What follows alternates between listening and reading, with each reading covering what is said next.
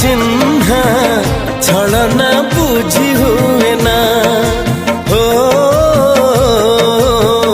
छलना बुझी हुए ना।